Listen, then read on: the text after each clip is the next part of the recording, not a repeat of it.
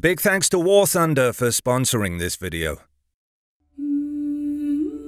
The glories of the 100 Years' War were a century past, and the Tudor monarch Henry VII had sought peace with the old enemy.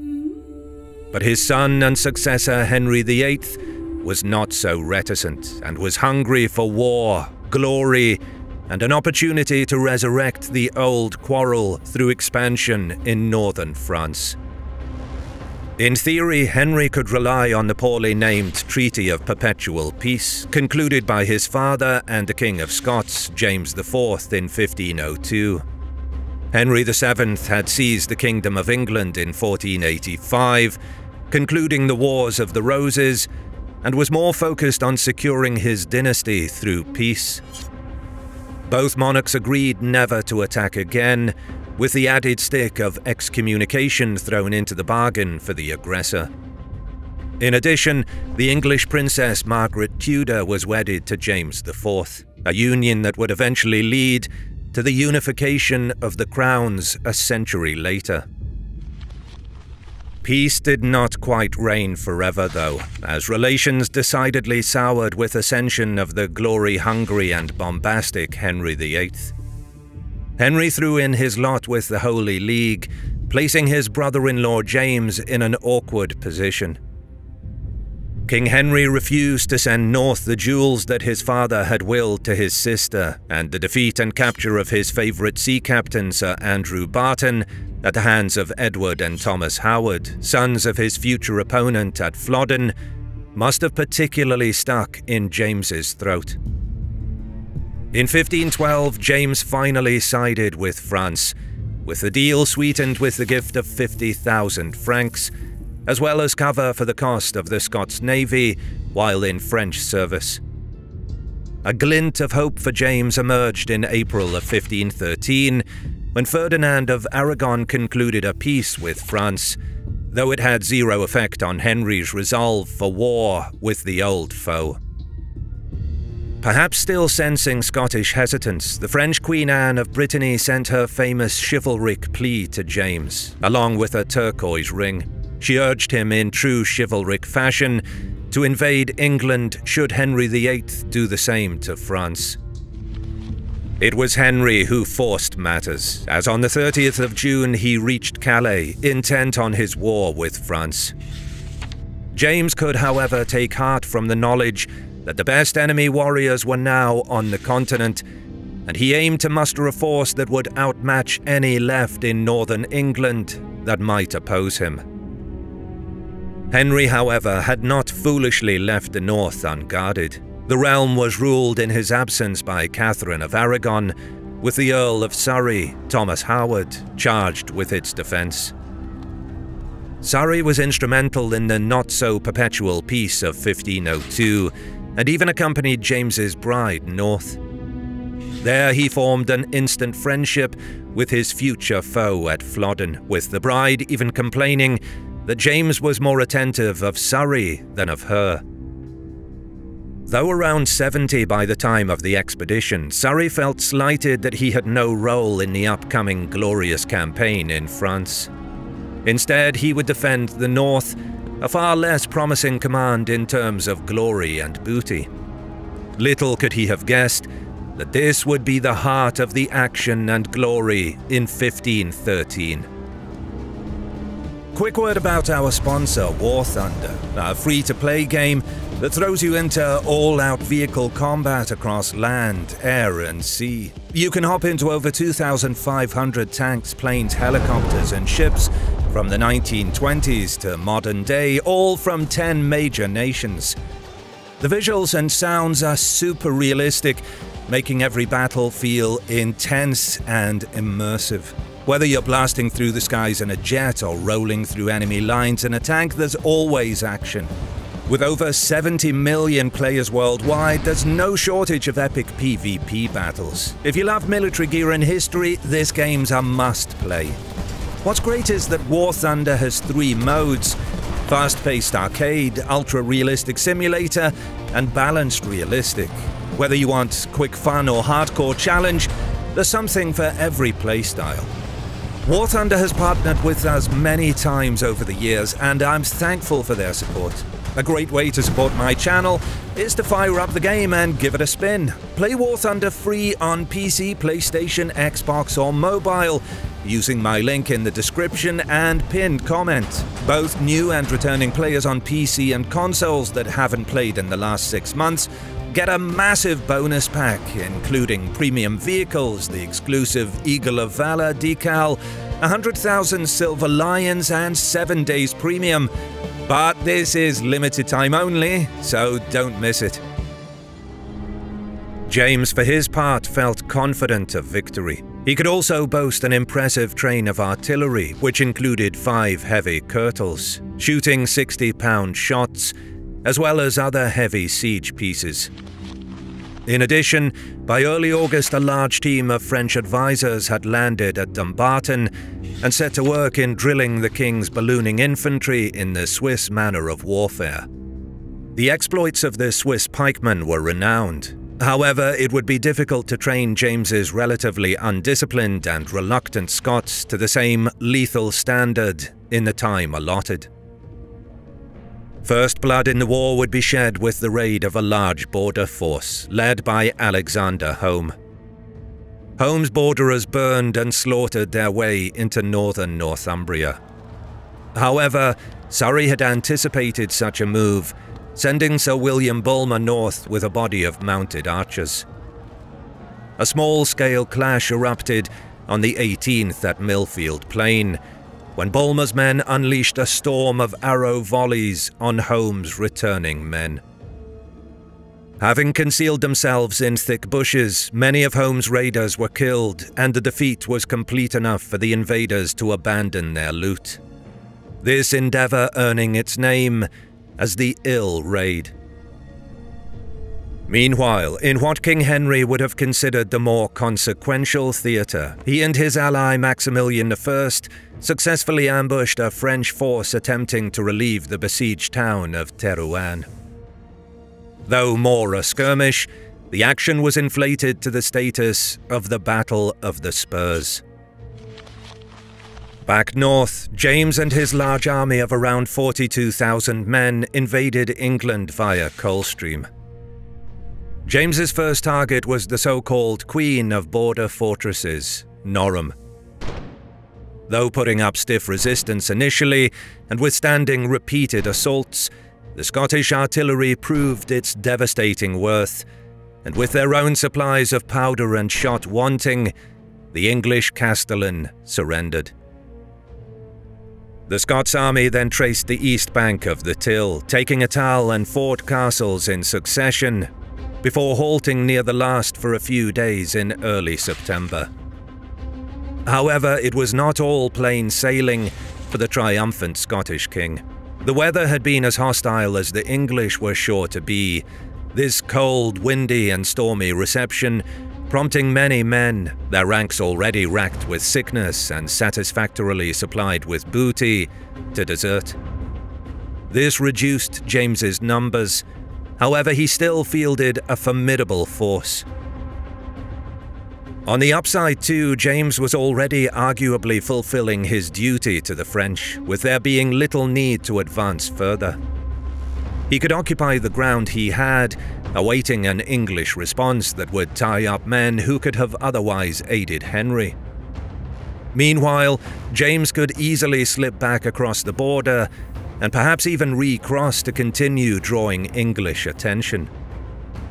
Yet even as the Scots had torched Attal and Ford, Surrey was already heading north.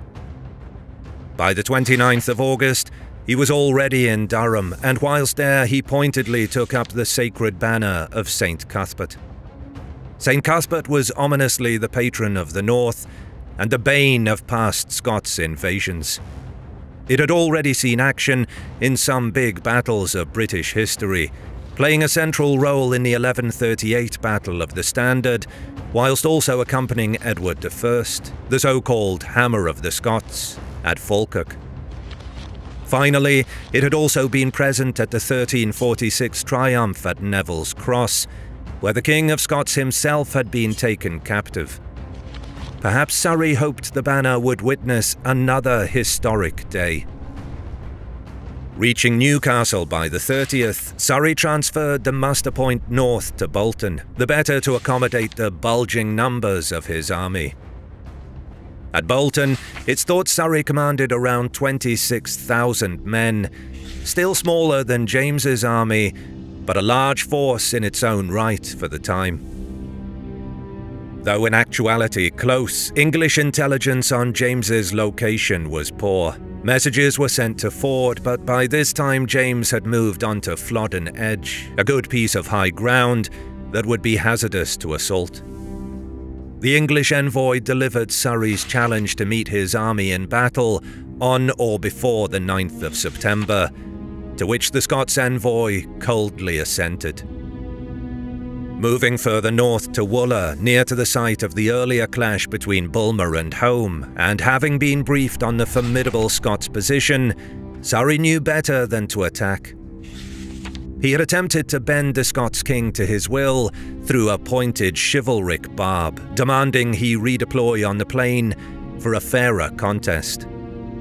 Despite his rage at this affront to his honour, however, James would not be moved.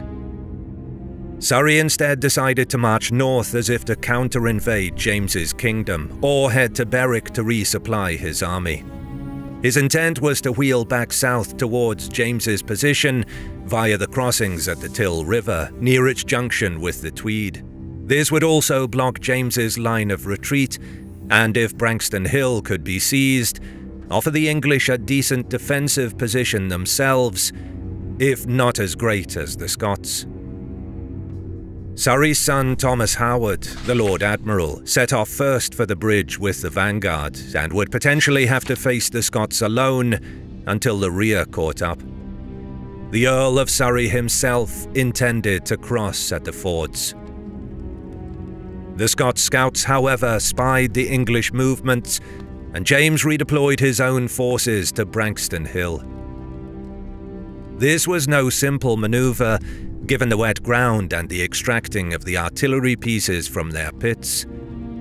The Scots were somewhat aided in their movements by the burning of the accumulated detritus of their occupation on Flodden Edge, with the resultant smokescreen obscuring their movements.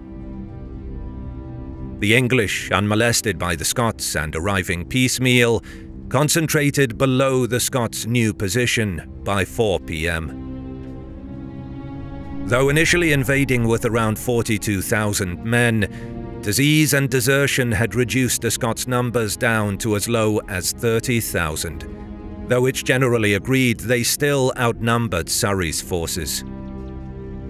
On the left stood the Borderers and Highlanders under the command of the Earl of Huntly and the Lord Home.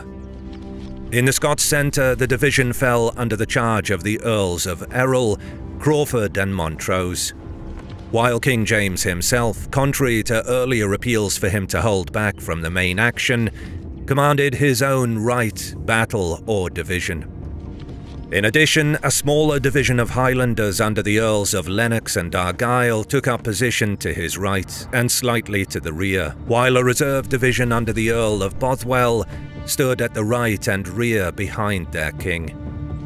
His artillery pieces, though firing larger shot and from an elevated position, as well as having greater numbers, the gun crews were relatively inexperienced.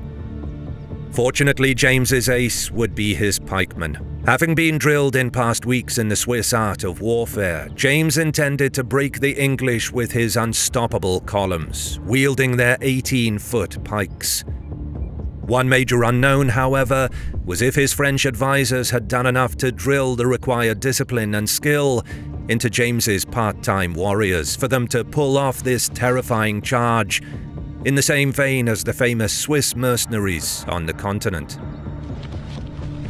Opposing James's pikemen were the damp and hungry ranks of Surrey's billmen. Though shorter in length, the English bill was lethally effective, able to unhorse knights and skewer enemy footmen.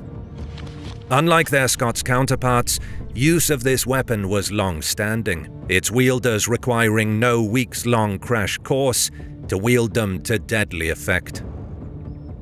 Another advantage Surrey enjoyed was in his own artillery, though not in shot size. James's guns were siege pieces which, while devastating in reducing the walls of Norham, were less effective as field guns. Surrey's guns were field pieces, and though firing a smaller weight of shot, were more mobile and manned by experienced crews. Surrey mirrored the Scots king's disposition, massing his men into 3 main battles or divisions. The command structure was very much a Howard family affair, with Edmund heading up the English right wing, while the centre stood under the Lord Admiral Thomas Howard, who amongst these ranks also boasted a crack force of 1,000 Marines from his fleet. Finally, Surrey's division roughly faced that of King James himself.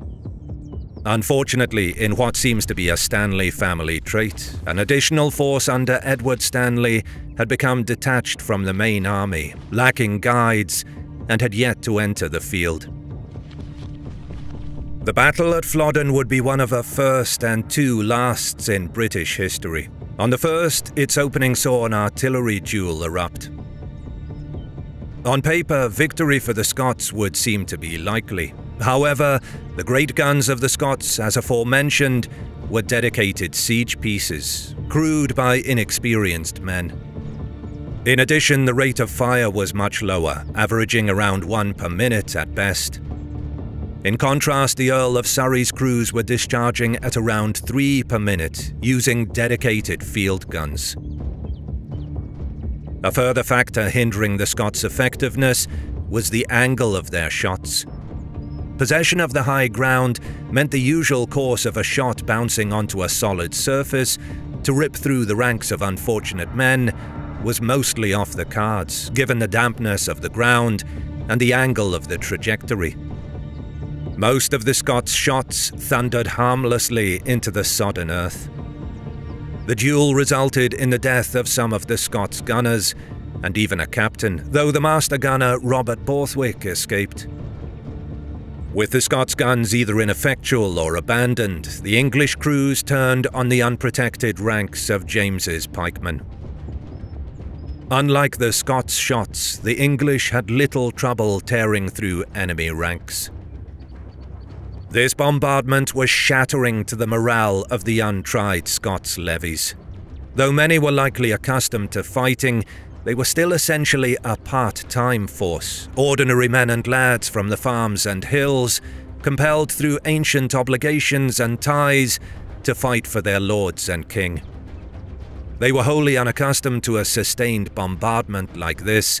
The roar of the shot, the torn flesh and shattered bones, the deathly screams of their brothers in arms. The next move lay with James.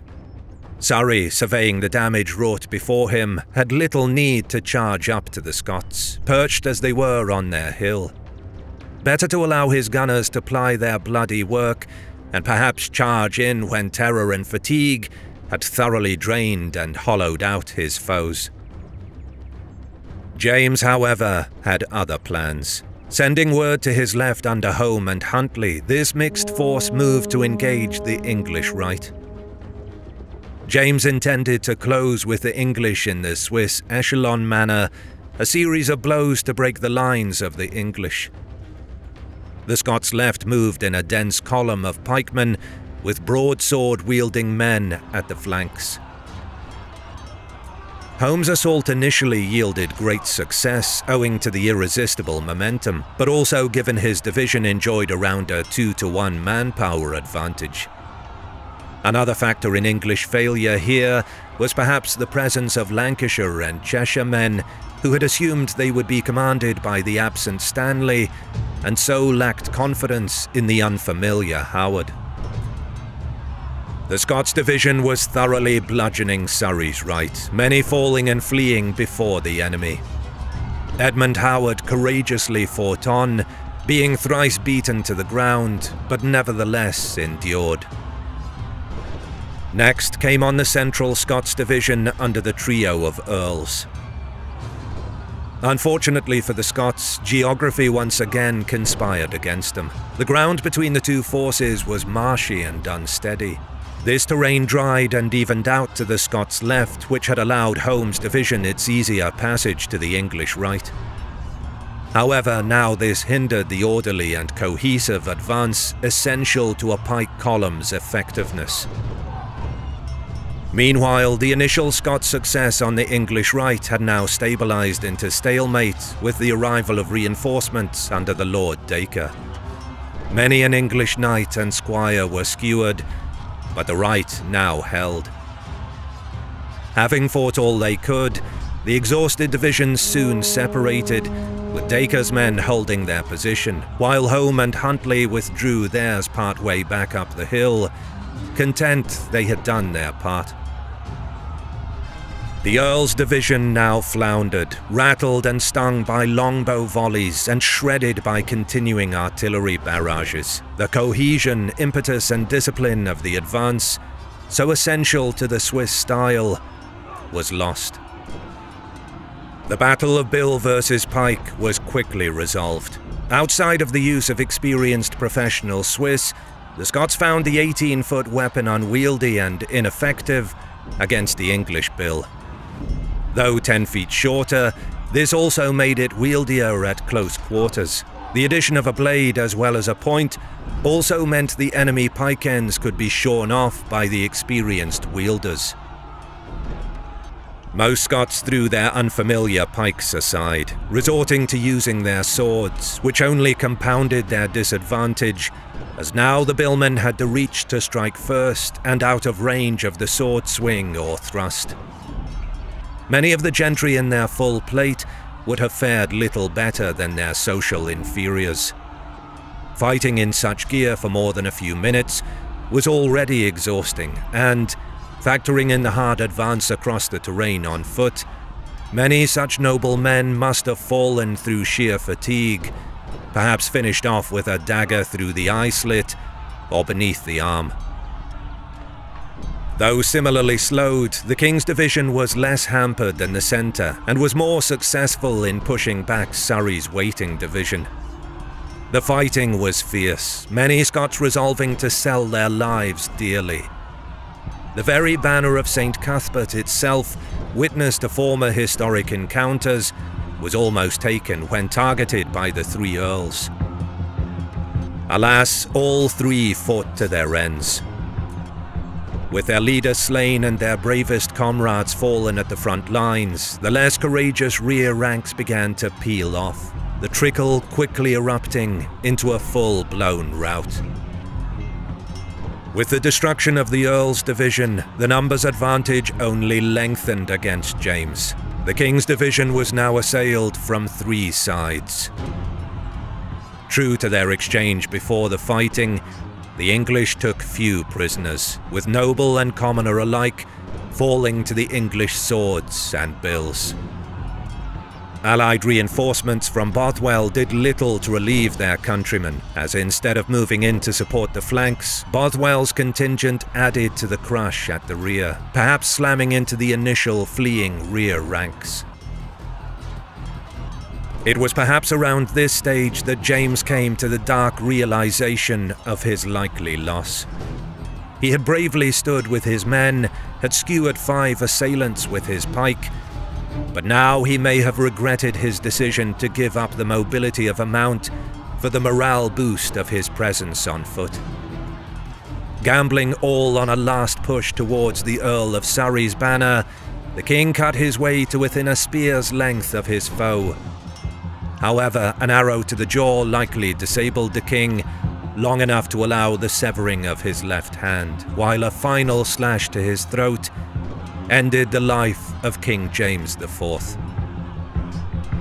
Meanwhile, the only men who could have supported their monarch in Argyll and Lennox's smaller division remained rooted in the rear.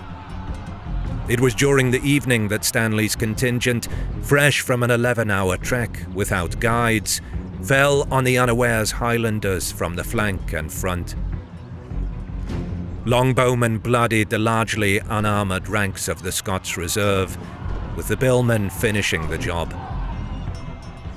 Both Argyll and Lennox fought to stem the tide of rout. However, with their deaths, the survivors fled, even unwittingly passing their dead king's body en route.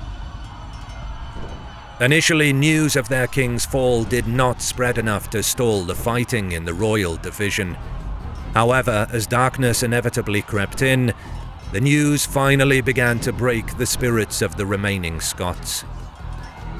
As with the Earls and Reserve divisions, the Royal One also fragmented and broke.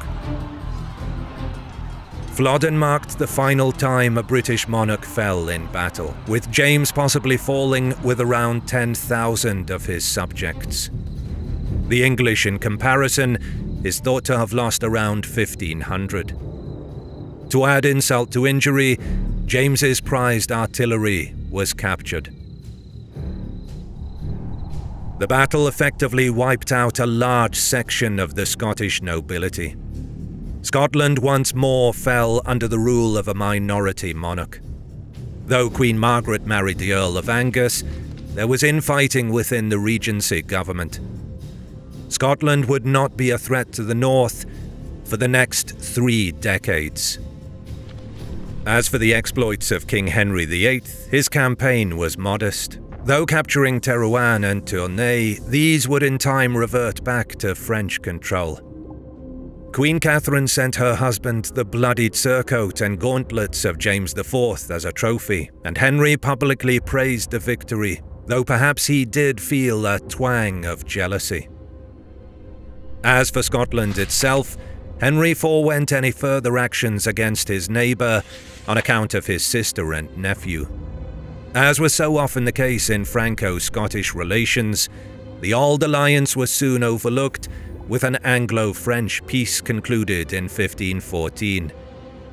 As part of the agreement, the Scots had been included, their cross-border raids prohibited, with no reciprocity on the English side. This inevitably weakened the Auld Alliance, though these ancient rivalries had far from ran their course.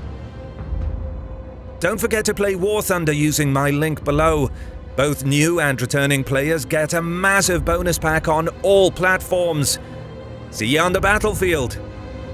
If you like what you see, consider supporting my work on Patreon, and you get ad-free early access to my videos for as little as $1. You can also show your support by liking the video, commenting, and subscribing to my channel as a sacrifice to the algorithm.